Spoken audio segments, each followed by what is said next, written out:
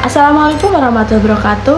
Perkenalkan, nama saya Nurdiani Suryana dari kelas 3A jurusan PGMI. Di sini saya akan memaparkan tentang interaksi makhluk hidup dengan lingkungan. Gimana kabarnya hari ini anak-anak? Semoga sehat walafiat. Oke, di sini saya akan memaparkan tentang interaksi makhluk hidup dengan lingkungan. Nah, kesatuan interaksi antara makhluk hidup dengan lingkungannya disebut ekosistem. Interaksi yang dilakukan menghasilkan hubungan timbal balik. Ada yang saling diuntungkan, ada pula yang diuntungkan dan dirugikan. Di dalam ekosistem, antara komponen abiotik dengan biotik saling mempengaruhi atau saling ketergantungan. Setiap makhluk hidup memiliki ketergantungan dengan makhluk hidup lainnya.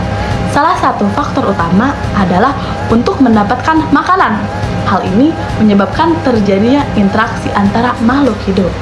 Nah, ada 3 jenis interaksi sosial. Yang pertama, interaksi antara individu dan individu. Nah, yang kedua, interaksi kelompok dan kelompok. Yang ketiga, interaksi antara individu dan kelompok. Yang pertama, interaksi antara individu dan individu. Interaksi antara individu dan individu adalah sebuah proses interaksi yang terjadi ketika satu individu memberikan sebuah rangsangan, pengaruh atau stimulus kepada individu lainnya. Hal sebaliknya, ketika seorang individu terkena pengaruh, maka ia akan memberikan sebuah tanggapan, respon atau sebuah reaksi. Jadi interaksi individu sama individu ada interaksi antara satu orang sama satu orang. Nah, contohnya apa nih? Contohnya itu orang ketemu di jalan, kayak sapa menyapa, itu termasuk interaksi individu sama individu. Nah, yang kedua, interaksi antara kelompok dan kelompok. Nah, yang kedua itu interaksi kelompok dan kelompok. Kalau interaksi kelompok dan kelompok merupakan pertemuan antara dua kelompok atau lebih dengan kelompok yang berbeda untuk mengkomunikasikan hal yang berkaitan, namun sifatnya bukan hal pribadi. Nah, sifatnya itu berkepentingan untuk kelompok itu sendiri. Contohnya apa? Coba. Nah, contohnya itu kayak main futsal, main bola, main voli.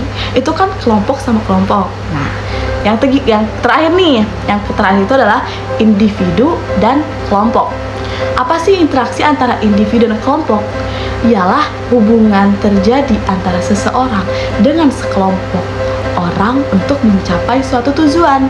Nah, interaksi antara individu dan kelompok dapat terjadi secara formal dan melibatkan aturan. Tapi interaksinya itu yang tidak formal juga ada dan bebas dilakukan tanpa aturan. Apa sih itu? Kayak ada aturan gitu. Nah, kalau misalnya ada aturan itu tuh contohnya itu guru yang lagi ngejelasin materi sama muridnya. Itu termasuk interaksi antara individu dan kelompok. Atau bisa juga seorang ayah menasihati pada ketiga anaknya.